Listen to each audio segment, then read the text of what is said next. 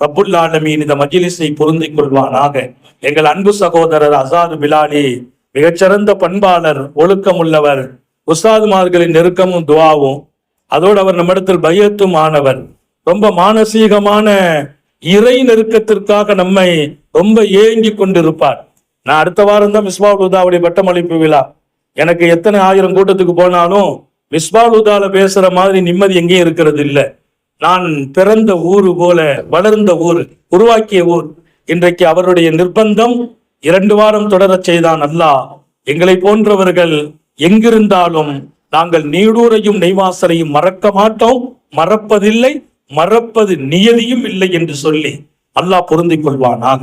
நீண்ட நெடிய நாட்கள் நோய் நொடிகள் இல்லாமல்